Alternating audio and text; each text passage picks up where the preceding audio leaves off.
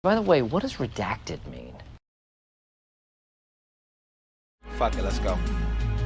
The first person on earth cursed with my secrets, only to regurgitate my work like you were secrets that hurt. But I was never concerned with the lesson. We were immortal, so I was never concerned with the blessing. I called mom like your daughter was gone. She was in shock, like I just stepped off the plane. Let me get a hold of your pops. Stop. How does she have control of this devil? Wait, I'm reporting. Guess the apple ain't far from the kennel, so now it's just paperwork.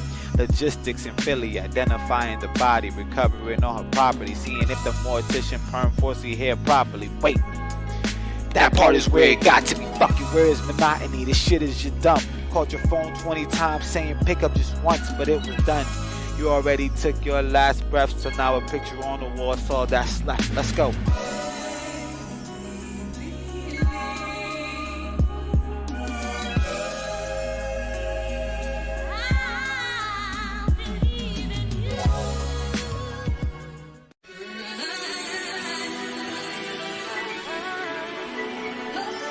It's the hope of every father that Joaquin, you gotta remember, their son can do better than they we'll ever always be did. family and nothing will ever change My that. mom told me a long time, look after my sister.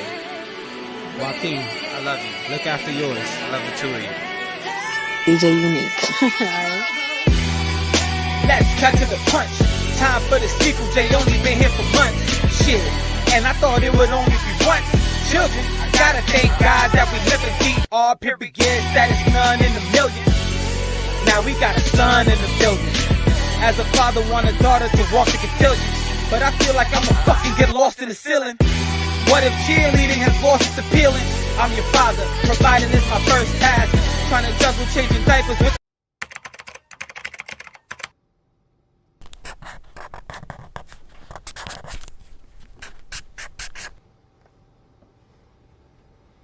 By the way, what does redacted mean? All right, welcome back to Redacted Media, where we bring you the content as long as you mind your business. Fucking business. Your fucking business, right? Now, I am one of your hosts for our breakdown of Stephen King's Wizard and Glass, a bigger part of The Dark Tower, and I am joined by Mr. Jakey Poo. Mr. I'm your other co-host. Jakey Poo. I love it. And we are on episode 7 of this damn book, and I feel like I've aged 5 years. You got a little someone to shout out right there? Huh? No, this is totally casual. Yeah, no sponsors yet, but Yes. you know, you're down. Like, let me know. But yeah, so we're gonna have a little bit shorter of an episode today. You know, life, adulting, and all those good millennial words. We're gonna do a thing, and that thing is a podcast today. And before we get started, I've got a little bit of a bit. So I went to the bookstore earlier today. I was looking for a specific book, and while I was walking around, I went over to the comics section, looked at the manga because that's Naruto. That's who I am. And I saw something that I was like, oh, this is really, really cool. And you know, I know that you've kind of, like me, you've kind of talked about manga and anime a little bit, and I was like, you know, maybe I can get him more into the hobby, more into it. And then I was like, well, this is a story that you'd be kind of familiar with. Okay. And so I was like, you know, maybe he'll like this one. Oh boy, you got something to show me? And so I got the Manga Messiah. Oh my god. This is a manga adaptation of the New Testament. No, it's not. I think it's just the Book of Luke. Wow. It is manga Jesus. Wow. What is inside? So I was looking through it a little bit earlier, and it is just the Bible, but In manga. version. And so I got that for you. Oh my god, this is amazing. I was like, this is hilarious. Oh my god. What in the world? At first, I thought maybe it was going to be like a goofy kind of take on it. Yeah. No, it is straight serious. What's worse? Intentionally goofy and being aware of it, or doing this for real? Doing this for real. Oh my And they're god. kind of like truthers because they use like old school versions of the name. Like It is not the Virgin Mary. It is Miriam. Like Myryam. Joseph is Yosef. Jesus is Yeshua. Wow. Yeah. If this is Mary right here, I'm at least impressed with the skin color. Yeah. I'm at least impressed with that side of it. Yeah. Oh my God. So I thought you would get a kick out of that. This is amazing. I can't believe this exists. Right? Yeah, I was just like, oh, this is fantastic. Who made and like at the this? bottom of the pages, it even gives you like the Bible verse that they're covering on that page. Holy fuck, it really does. Luke 10:25 through 37, 10:38 through 42. Holy shit. I need to freshen up on the Bible and oh my God. Well, you got it right there. You got to freshen up This right is there. fucking amazing. I can't believe this exists. I was blown away. It's just was it in the manga section? It was in the manga section, in between like two genuine mangas. Oh my God. And if you look on the front couple of pages, it has like, the creative staff behind it. Yeah. And like, this wasn't like some white dude making a book in like the manga style to sell it. This is from Japan. No shit, the creators are Japanese in Yeah. it. No way. Yeah. I don't remember where exactly it says it, but it does say the creative staff on one page. Wow. And, yeah, those are... The back. Not the synopsis, but like a tagline. Do you dare to read his story, even if it may change your life forever? Also, Oh my there's a tagline God. on the front that really got me, because it's kind of like if you've never read the Bible, maybe. Yeah. But it's like, has he come to save the earth or destroy it? What the fuck is that about? Right? That's why I kind of thought it was going to be silly. Has he come to save the world or destroy it? Where's the ambiguity in Jesus' story? Right? There's no... They're adding stuff there. That's just goofy right there. Oh my God. I love the Avengers poster too, with just floating heads. Yeah, right? Oh my God. I posted a picture of it in a Discord that I'm in, and one of my friends was like, Jesus looks like a dude I hooked up with in high school. What the fuck? Kind of hot, so whatever. Oh my God. Did they have any blushing scenes? I just need an anime blushing scene. Oh god, I hope so. Kid Actually- Jesus blush. Actually, there might be one in the first few pages. I read the first little bit of it, Yeah. and where Mary's like visited by the angel. I think she might have blushed in there somewhere. Oh my God. And some of the translations are kind of funny, or Yeah. just some of the way that they put it. I don't know if it's necessarily the translation, but like spoilers. But when the angel comes to visit Joseph and tell him that Miriam is still a virgin and it is God's baby, it's like he decided to marry her, and he did not sleep with her until the baby was born. Oh my God. And I was like, this is I'm doing a whole series on TikTok on this. hell yeah. Of me reading this and reacting to it. This is fucking amazing. I can't believe this exists. I died when I saw that. Wow. And I was thinking like, well, I gotta show this to Redacted, and I sent a Snapchat to my partner, and she was like, without even saying anything about you, she was Yeah. like, get that for him. Save for the podcast. Yeah, yeah. She's like, get that for him. Oh my God.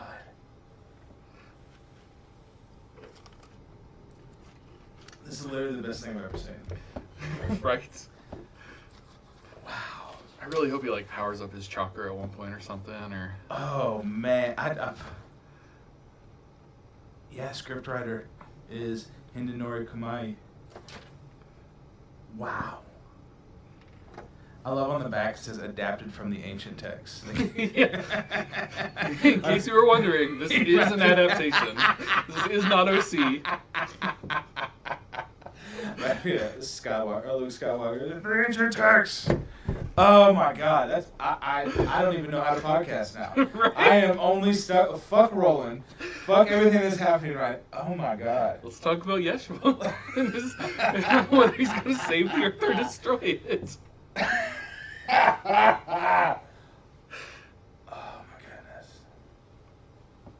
I need the whole the Bible and manga now. Right? I need all of it. I remember when I was a kid, my mom bought me the Action Bible, and it was like the whole Bible, but like American comic book style. Really? I don't think I actually read through it. I think it just stayed on my shelf, but like, I don't think I'm sure I don't still have that, but It's kind of like, okay, if I don't like Luke Combs and he comes out with a rap album, I'm not going to like that rap album. You know what I'm saying? I enjoy rap, but I don't want to listen to Luke Combs try to rap. I don't need the Bible. It's amazing. I don't have to talk off camera about all the thoughts I'm having right now because they are pertinent to some redacted details about my life. Oh my God. Okay. yeah. So, tangent 1 done. Holy shit.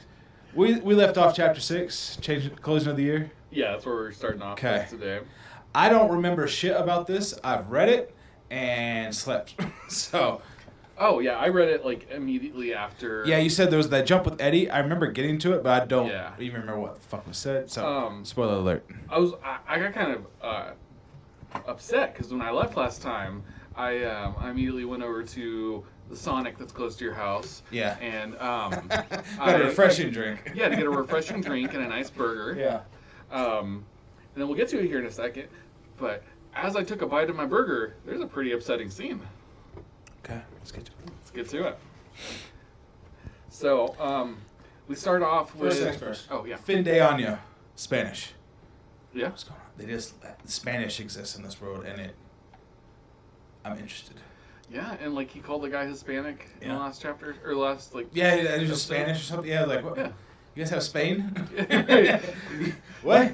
Spain slipped through into the mid-world. It's just Spain, and they're just living their life normally, eating fucking dinner at 1 a.m. You know. You know why they eat their dinner so late, right? What is that? Time's different here.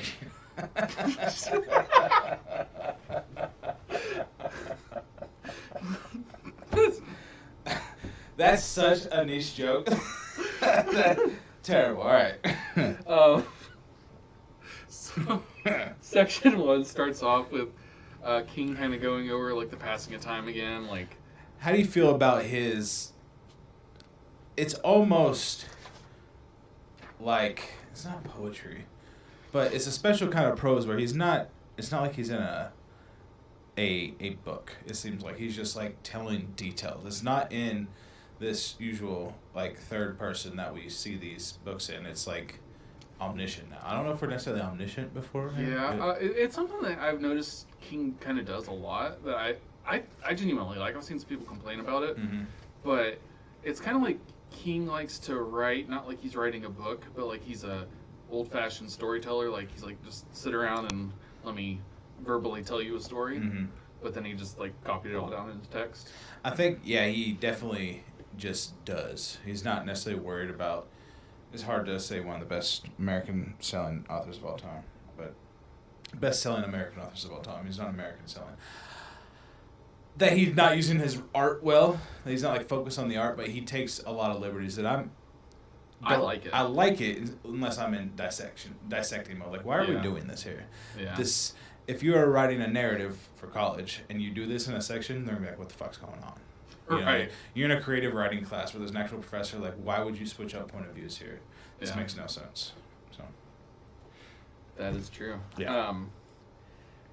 Yeah, so he just kind of talks about like the passing of time again. We get a whole section where like it's getting a little cooler.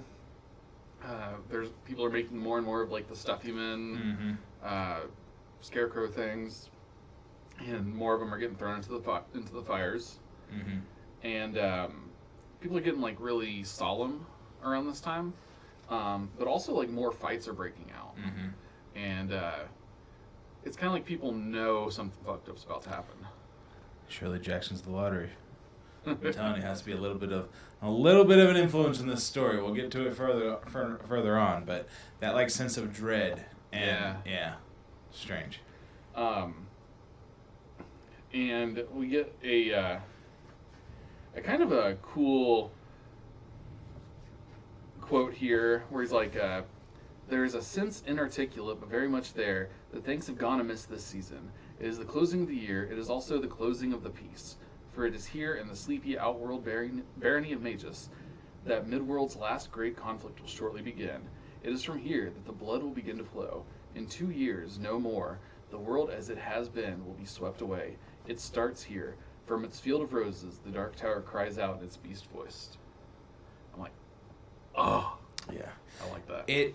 It's good to get back to that little fantasy element of like, oh yeah, we do have a quest going on here. This isn't just a small town hokey story about young love, you know. Yeah, and also, everyone will get fucked up. It's about to go down. That's basically what's happening. Yeah. And then we jump to section 2, and it's kind of just a short little one where Coral is walking down the street. She's in a real good mood because her and Eldred have been just hooking up a lot. Just boinking. Most people in the town are kind of like abstinent around this time of year. Not them. No. Not those two. Yeah. Not at all.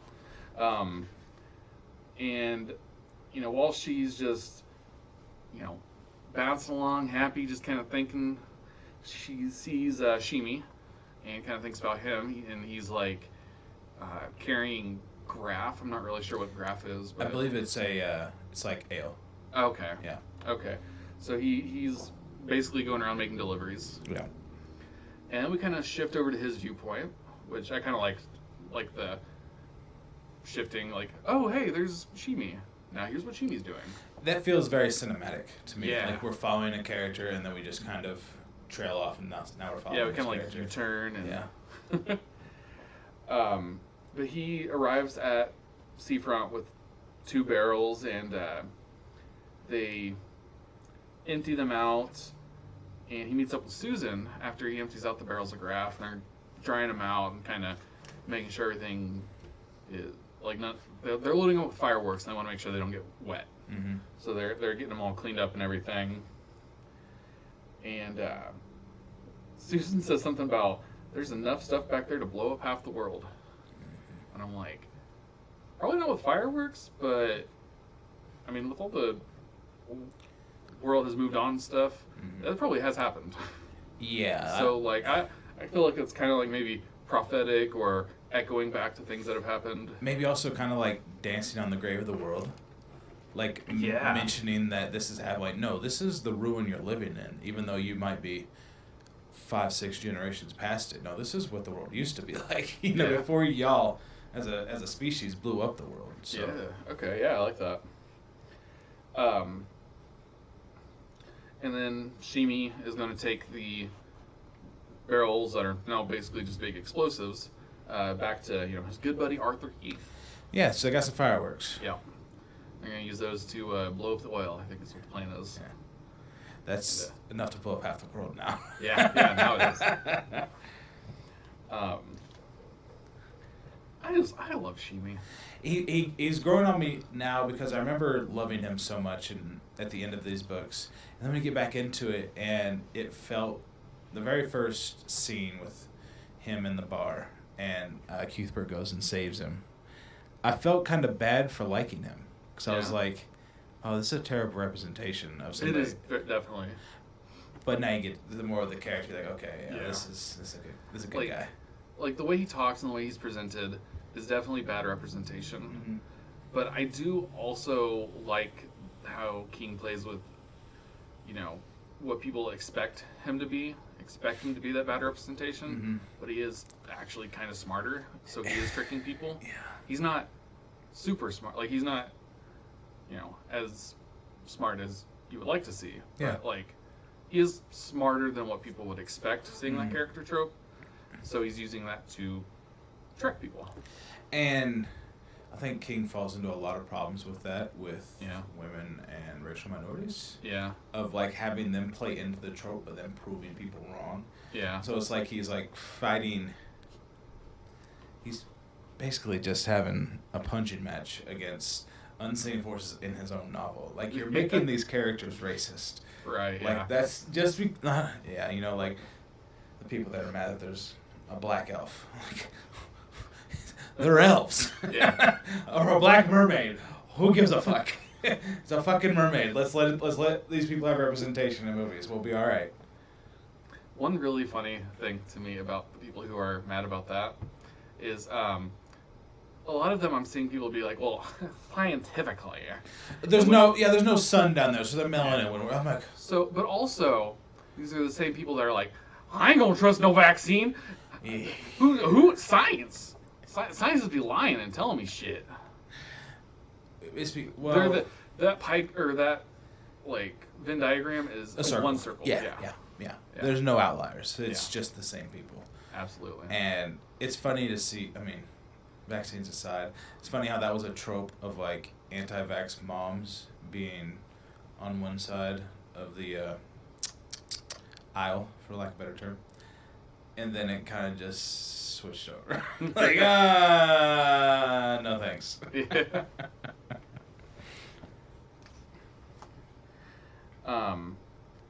But yeah, so Shimi goes to take those to Cuthbert's, and then now we kind of hop over to Reynolds' point of view. Mm-hmm. He's riding out to Sitgo, and he kind of like thinks to himself like he's ready to leave Magus behind. Like he also is getting the feeling like, oh shit is about to go down. Yeah. Maybe I don't need to complete this job. Mm-hmm. Like, you know, maybe it's not worth it. But for now, he's still going to do it. And we also learned that the number of tankers out in the field, they've carried off most of them. They're worth about 30, and now there is 6, and only 2 of those have oil in them. Mm-hmm. And there's some kind of one really neat part about this section was like he goes to tie up his horse to a bumper of a rusty old Hulk with the mystery word Chevrolet barely readable on its tailboard. Mm-hmm. I'm like, I love stuff like that. Yeah, where it's broken down and repurposed. Yeah. And you've lost the whole meaning of what Chevrolet means. Yeah. Good pronunciation too, because I was Chevrolet. Yeah. Chevrolet. Chevrolet. And yeah, I love stories like that that are, kind of like feel like they're taking place in the past, but because of stuff like that, it's obviously in the future. Yeah. It's great. It reminds you, and that's another thing that I'd love to see on screen, where there's just those little things in the background it's not really necessarily drawn attention to, but maybe a panning down shot of him tying the rope to something, and it's a fucking bumper, Yeah. So. And yeah, so here's where. Wait, yeah. No, actually, my bad. It's the section after this. Now we go to section 5, and we're back at the Coos with Rhea, and she's gone full Golem. Yeah. Like she, after her incident with the boys, she took her snake and like sewed its head back onto its corpse, and is now just wearing the whole thing like a boa around her neck, and it started to like rot and decay and like fall apart, and bits of skeleton. And it just stinks. As she does too. Yeah. She's not moving to go to the bathroom. Yeah, she is fully sunken into the orb. Yeah. She's like drifting in and out of sleep, and like as she's dreaming, she's still peering through it, kind of. And she's just sitting there, pissing and shitting on herself. And It's funny, I never had that Gollum connection. yeah, And it's right there. And King's admitted to, like I've said many a times, he's copying Tolkien here. yeah. So, yeah, that's probably what this character is just let's take Gollum but make it nasty and worse and a bad guy. Yeah.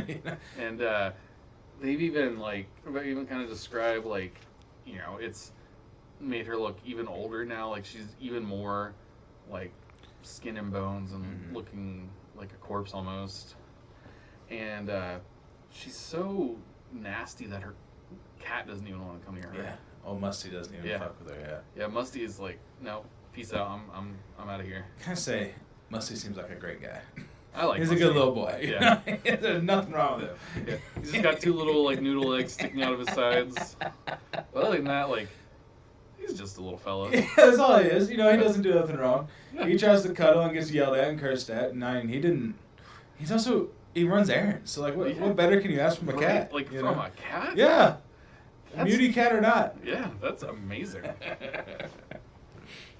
He'd stick that note in like one of my cat's collars, and they would just like Yeah, they just scratch until they pull it out.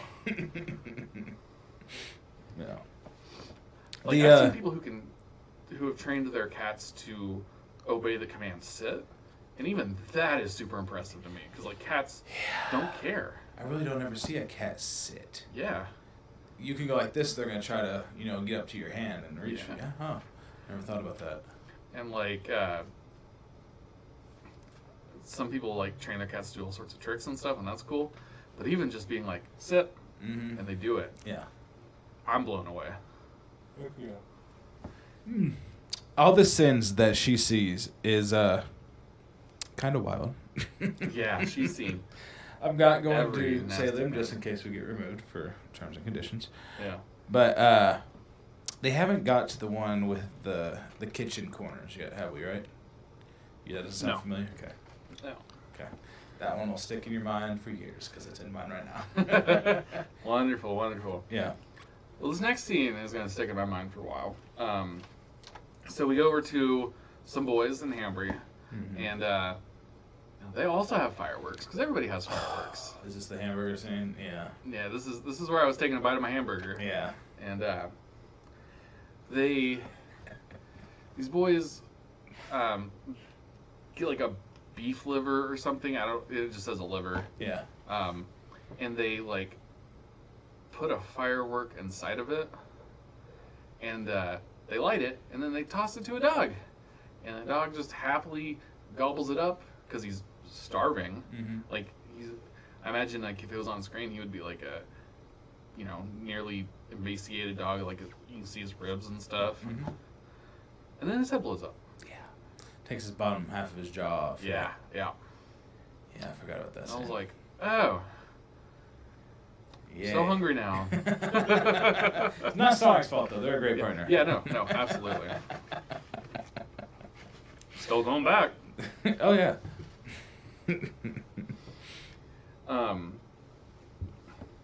And I think this scene is supposed to be like kind of a parallel. These are the little coffin hunters. They're the same group of boys, and it's kind of being like, which one here is going to be the dog and who's the boys? Is our quartet the dog and the coffin hunters are the boys? Setting the like who's gonna fall for the trap? Yeah. And I think we're supposed to have that parallel. I think that's what the section was for. Mm-hmm. But whew, it was a rough one. Yeah, that's one I could do without. Yeah. Because we've had enough, analogies to what is going on in Magus is really what they're really doing. There's enough, but Yeah. yeah. So then we cut over to Cuthbert and Elaine, and they are at the edge of Eyebolt Canyon getting stuff set up. And the Thinny is just messing with them. The horses are wanting to run away. And at one point, it starts talking to Cuthbert. Mm-hmm. Or he starts hearing a voice and thinks it's the Thinny at least. Mm-hmm. And it tells him, like, leave this all behind. You love that girl, but she loves him, and so why stay here any longer? Yeah. So just come on into the Thinny.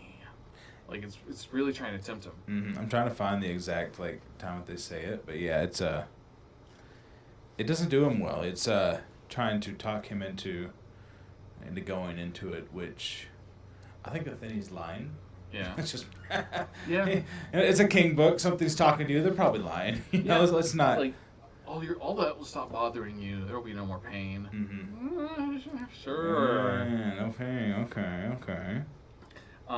And he's like almost tempted, but then he shakes it off and gets back to work. Mm-hmm. And they're setting up like gunpowder that they've just taken out of some other firecrackers. Mm-hmm. And they're like digging a trench to kind of have the line of gunpowder go down it so they can set off the big explosives.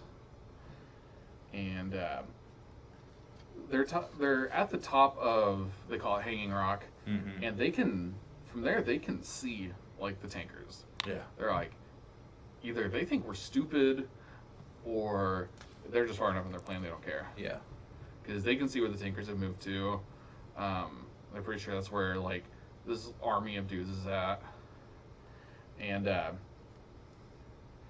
yeah, they even say like Elaine's like, oh, they must think we're stupid, and or they must think we're blind.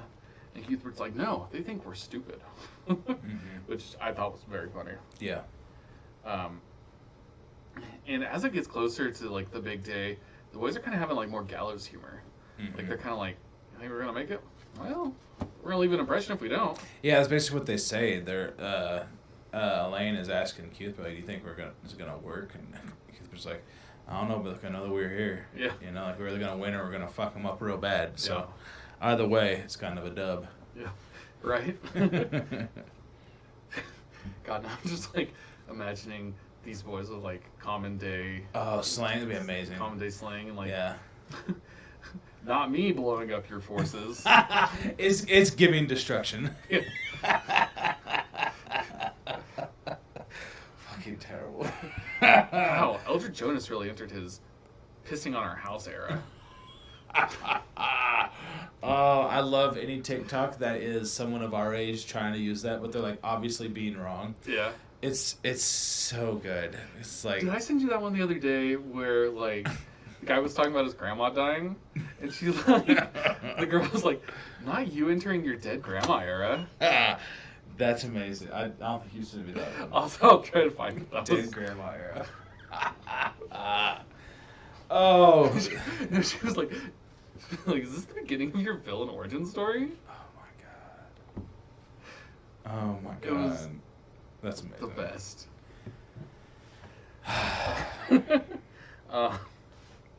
So then it's the day before Fair Day, it's getting closer, and people are coming from far corners of the barony, not just mages. Everybody's starting to gather around town, kind of like with Arkalala. Everybody starts coming to Ark City, and Susan's expected to attend all these like decorative ceremonies and Pre-celebration bullshit. Yeah, exactly. Yeah. And after enough of it, she finally managed to get some free time, and she goes into her father's office and starts just being curious. She's just kind of peeking around. She sits at his desk and kind of just starts crying. But then she goes through his desk drawers and she finds the spurs that he was wearing at his death. And notices one of them was broken. She is going through his ledgers, and then she realizes that about a dozen pages or so have been ripped out. And everything finally clicks for her.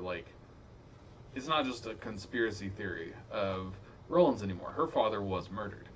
And she realizes it because her father revered paper. He knew how rare and scarce it was, and he had a notebook. That's what he was writing in. He wouldn't have ripped out paper for any reason. He would have written in the margins, used every single last square centimeter of that paper. And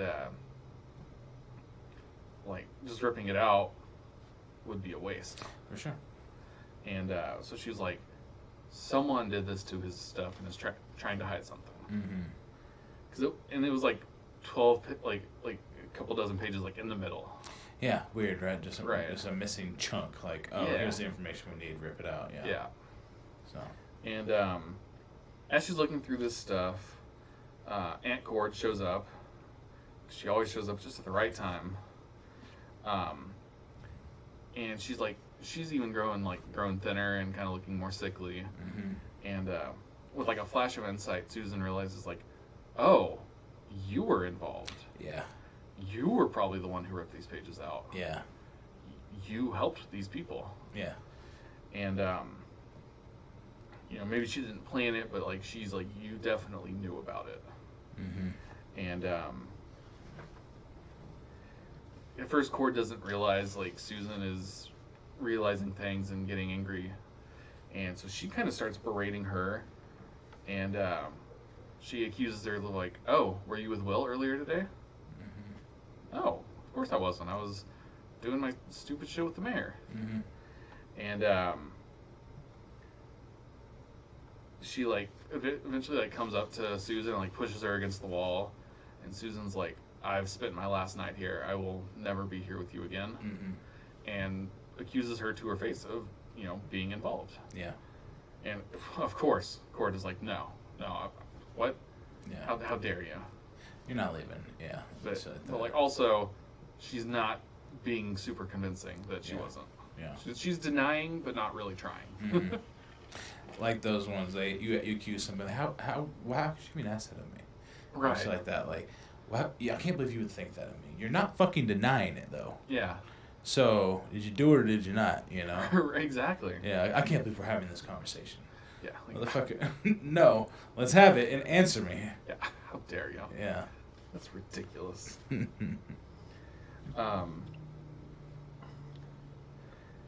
But like this whole thing just kind of made me be like, she's pathetic. Like Cord is just Oh yeah. like, she's really kind of a sad character. Yeah. I don't feel bad for her, No.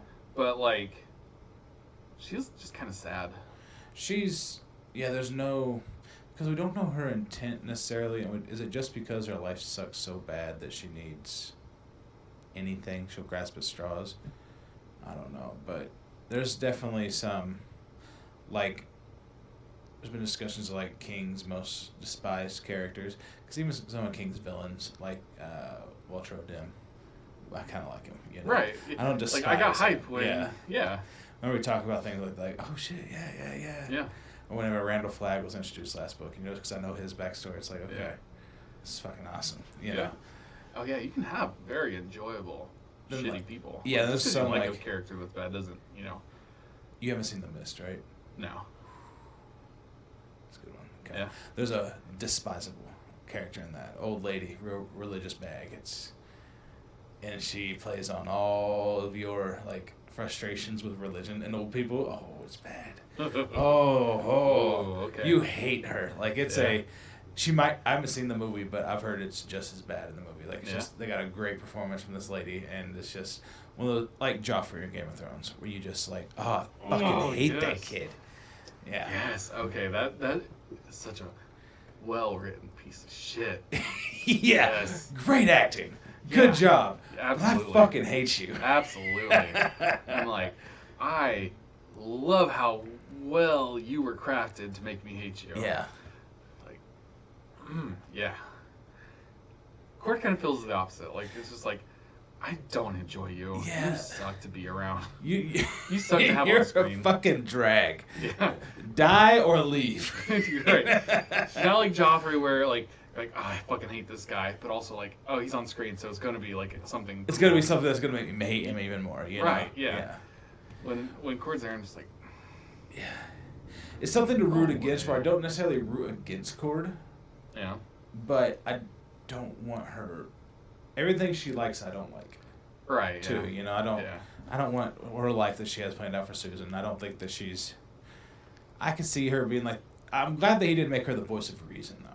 Yeah. You know how, like, a lot of comedy shows will have your straight character to be your voice of reason? Yeah, like And the straight man trope. yeah. Yeah. Is that what it's called? Yes. Yeah, Sounds right.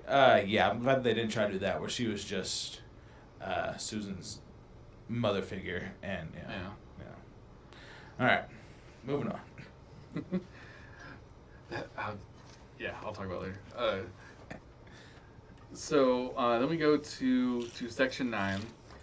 We see Olive Thorin, and she kind of feels like it's described as like feeling like a ghost in her own house. Mm-hmm.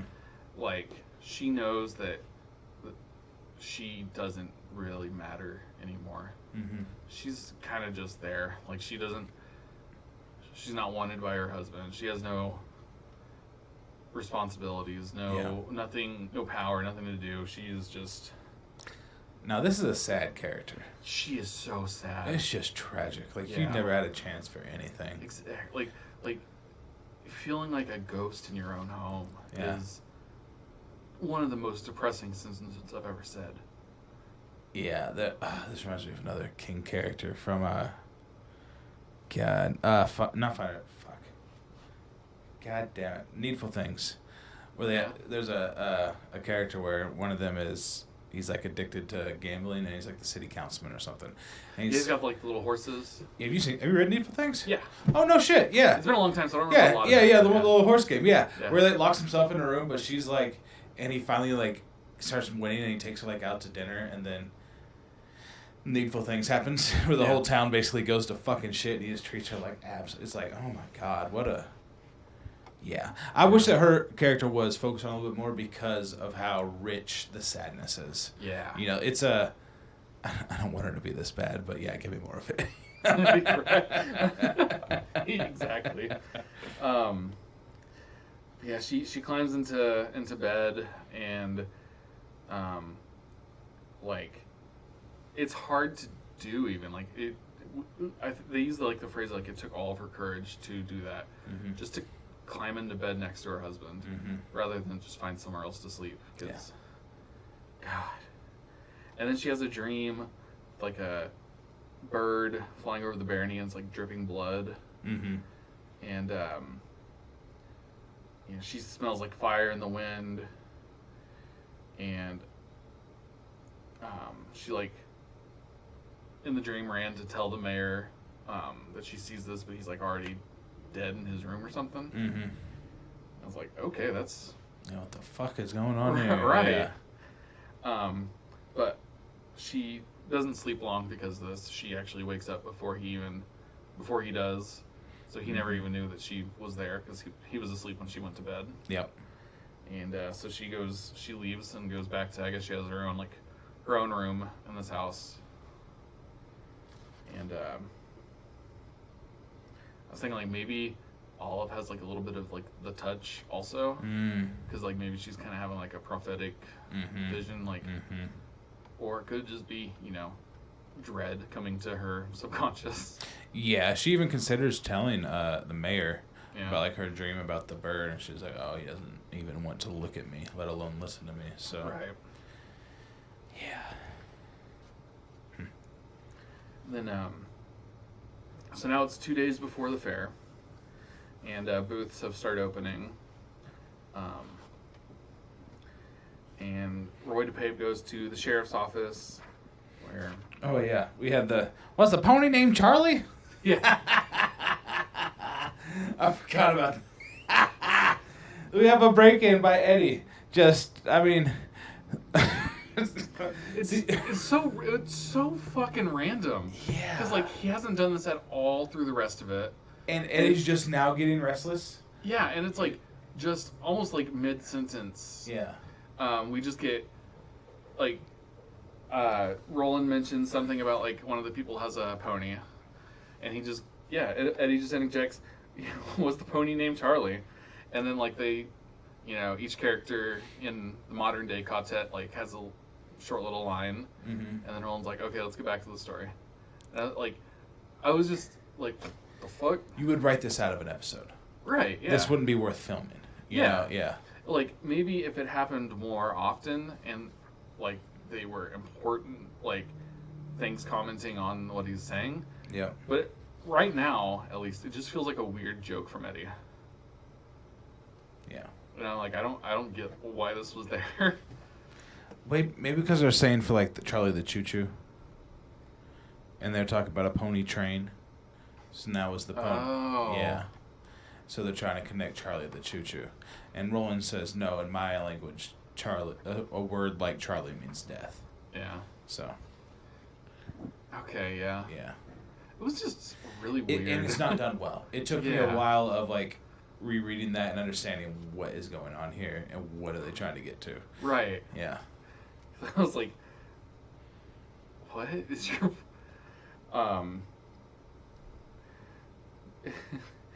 anyways, yeah, so you know, Roy DePape goes to the sheriff's office and you know, all the usual fellows are sitting around cleaning a weird assortment of old guns.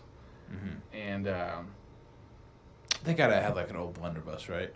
I hope so, yeah. Just loading it down. And you know, he asks if everything's ready and taken care of. We don't really know what right now, but everybody's like, "Yep, he's assures them that yes, it is. And, DePape kind of thinks, like, things are going to work out if those 3 boys are as fooled as Jonas thinks they are. So, that tells us, like, oh, they're probably planning something with the boys. And Sheriff is in on it. Yeah. We've kind of suspected this whole time, but no, they're in on it. Like, Yeah. yeah. Farty Sheriff. Weird. And he has to have food by him, and he just farts a lot. Yep, Okay. that's It's a solid character you got there. Right, King. yeah. He is Hot Girl Tummy Troubles, the character. Yeah, we kind of have like another little parallel here with kind of like DePape, or kind of like Reynolds. DePape is also like, I don't really care. I don't have a dog in this fight. Mm-hmm. I could just leave and everything would be fine. And I don't want to be involved. The Coffin Hunters aren't like a gang. Like, they really like each other. I think it was hired men that ended up kind of working together a couple of times, and then we're like, fuck it, we're here. Yeah. I know a guy. Yeah, let's go. Yep. Uh, They're not devoted to this cause at all. I don't even think they're really down with Farson. They don't give a fuck. Yeah, exactly. Yeah. So then we go to section 11, and they have Susan and Roland meet up again. They, find like some old hut to meet in, and Roland shows her his guns, and he's kind Show yours, show mine. And he's kind of coming up with a backup plan, and he's hiding them in the corner of this old hut. And he's like, if things go badly, and they very well could, I want you and Shimi to come here and take these guns and run the fuck away from town. Go to my dad, give him the guns, tell him everything that happened. Yeah. And she obviously does not want to do this. She doesn't want to accept a possibility where things end up with him dead. Yeah. And he's like, yeah, we'll fucking do it, because if we die and they get a hold of these guns, That's bad. It's just bad. Yeah, it's like losing your flag. If you're like, you don't let that happen. Yeah. And like, also, we want to let somebody know what happened here. Yeah. And so, my dad's probably the best person to let know what happened here. Yeah. And so eventually she agrees. And they're both sad about this, because they're forced to be coming up with the, well, what if I die plan. So yeah, they're both bummed at the end of this chapter or section. But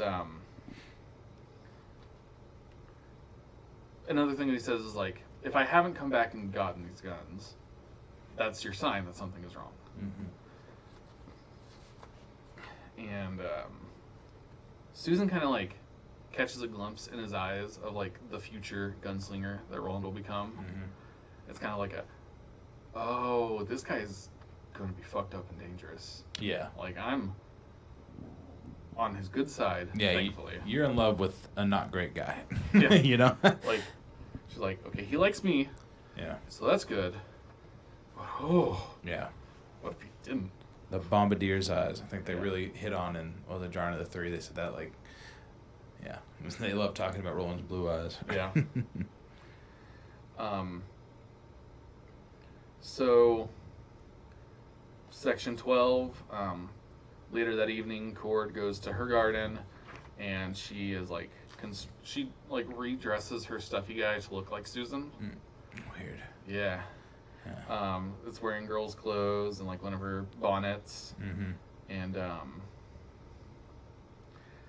while she's doing this, she's also like kind of imagining Eldred Jonas and Coral Thorin, and she's like getting angry and eventually like sets the stuffy on fire. So she dresses up like Susan so that she could set Susan on fire and like take out her anger and her rage on Susan, but not really on Susan. Yeah. I'm like, okay, that's therapeutic. I get it. Whatever. Yeah, Aunt Cord, big believer in therapy. Yeah. And yeah, she shouts like, "So let it be done, Sharyu tree, I just so." And she goes back inside and sleeps like the dead. Yeah, just. She's like, okay, cool. I symbolically killed my niece. Night night. So I'm very interested to see like what crazy role she plays in the future, because Yeah, that's not the actions of a sane person. No. By any means. So. no, she's flipped. Yeah. And like, she knows that, Eldred, the guy that she likes, doesn't like her back. So she's not necessarily going to be on Team Jonas either. So she could be like, she could do something crazy, third party kind of thing. Just a wild card. Yeah, wild card. Wild card.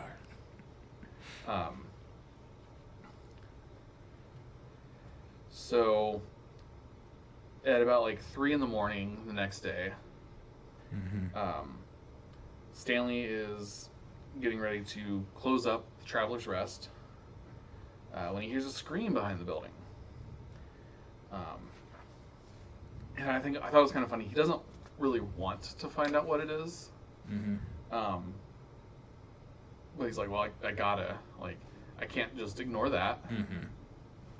So he grabs like a heavy club, a big old thumping stick, and he finds like Petey the Trotter looking up at the sky, and they're like, she's like, look up at the moon, and he's like, what the fuck are you talking about? But he looks up at the moon, and he's shocked. He doesn't even want to believe what he's seeing. He doesn't know how he would explain it to somebody else. But above them, Demon Moon grinned and winked one eye through what appeared to be a shifting scrim of blood. Have you seen the original It from the 90s? No. I've seen some clips of it, but I haven't seen the whole thing. Okay, so there's a character that as the Losers Club was young, Yeah. they like end up tricking everybody to thinking that this guy killed all the kids, as for Pennywise 27 years ago. Okay. And he goes to a mental hospital because, of course, you have to have a tragic character.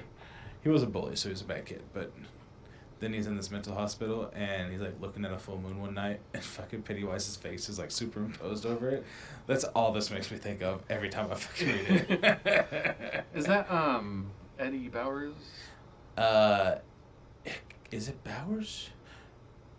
It's not No. Eddie. No. Eddie that's is. Not, that's one of the kids. I think it is Bowers though. No. No. You got Eddie man. Bowers is one of the kids. Yeah. But I know who you're talking about, like Yeah. the bully who comes back as an adult, Yeah. like as And, like, tries to stab Pennywise's. everybody. Yeah, Yeah. he comes back as like Pennywise's puppet, basically. And makes it about half a scene. Yeah. In the book, in both the movies, it's like, he's back and he's gone. Yeah.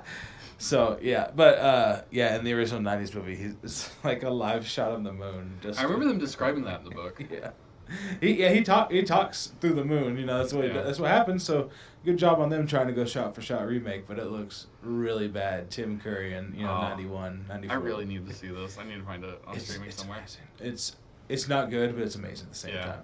Like it's a 90s TV movie. I think I TV like miniseries, really, right? Yeah, it was a miniseries. Yeah, I think I like Finn Wolfhard more than I like Seth Green as a. It's Richie. Yeah. Richie. Yeah. But it's Seth Green.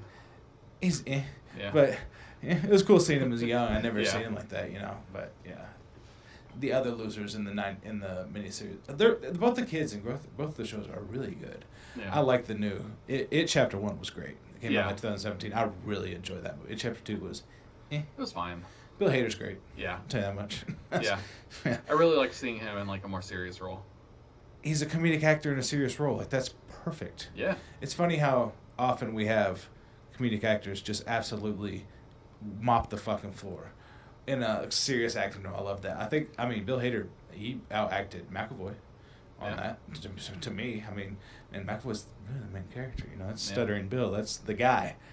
You should be better. Yeah. And like another really great example of a comedic actor going serious is You know, fucking Hal from Malcolm in the Middle becoming fucking Walter White. Yeah. I remember, you know, when that show was like announced and like casted, people were like, "Oh, wait, The guy from Malcolm in the Middle? Yeah. The fucking roller skating guy? Yeah. You know? And I'll just say, for one, Malcolm in the Middle might be one of the most criminally underrated shows of all time. yeah, It's so good. It's so good. If you had any type of that kind of a family in the late 90s, you're like, oh my God, this is a fucking time machine. I feel right at home here. You know? I never really watched it much when it was on. Yeah. I knew of it and I had seen a few episodes and I liked it. It was never one that like I caught very often or, but like, so I've been going back and watching some of it now. Yeah. So amazing. It's just, they tap into things that you don't think that, not allowed on TV, but that just wouldn't be. Kind of surprising. Yeah, and I didn't think that it was this mass appealing. But Yeah. if it is, that's amazing. You don't think that like any family out there is quite like yours, but to find out that everybody's just as fucking dysfunctional, it's Yeah. kind of a good feeling too. You're like, hey, I know what they're talking about here. Absolutely. And one of the best memes of all time came from that show. Dewey saying, "I expected nothing, yet I'm still disappointed." God, Dewey is the best character. I'm kind of happy he just stopped with TV too. He's like, Yeah. you know what, I got my money, I'm out. See ya. Yeah. I'll go live my life and be my own man. So Yeah. yeah. I like when, you know, when like child actors just are kind of allowed to not have or just kind of allowed to like fade from popularity and Yeah. just not have a bad story. 'Cause Yeah. most of the time they do. They're usually pretty. I mean, even Frankie Muniz. Yeah. Not a great story that I think he's doing better now. But Yeah, like, he is now. you listen to him on He's like in a podcast. fucking band now. Oh, no shit. Like, yeah, that's Good what for he's him. doing. Good for And him. like, really, like doesn't have any like huge issues like you kind of hear from like people that were the as kid from Home popular as him. Alone. You know what's his name? Macaulay Culkin. Yeah. Yeah, He went Oh, rough he for a was little fucked bit. up. Yeah. Neil Patrick Harris has to be one of the like only really successful Yeah, dude. child stars, right? That like Right. kept the fame rolling. Right. Because I mean, like, How Much Mother was bigger than Doogie Howser, right? Right. I'd have to say, right? Absolutely. And then, what was it, like Harold and Kumar kind of brought him back to the Oh, I forgot he was in Harold and Kumar. Yeah. just. And now he's got like his own new original series on Netflix. Yeah, yeah. I think it's on Netflix. I haven't watched it yet, but I've heard nothing but good things. That's good. And the trailer looked really interesting, so I'm gonna watch it. I just haven't gotten around to it. Hell yeah. And like,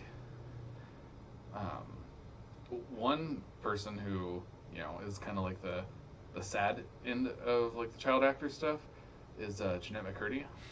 Man, She's been like popping up recently because of that book. Yeah.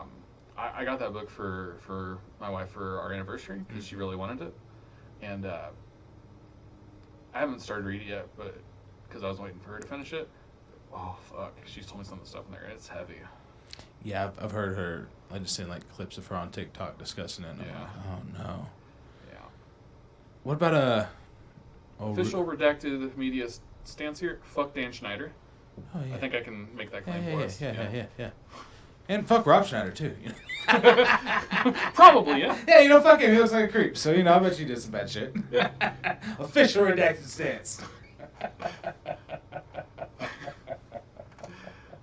I hate how much of a like stranglehold Dan Schneider has on my like childhood nostalgia because like every fucking show that he made up until like I kind of got too old for him, I fucking loved, man. There was, I kind of like somehow missed, like around SpongeBob I stopped watching kids shows. So Yeah. like SpongeBob was one of those ones that I was still into it, like season 1.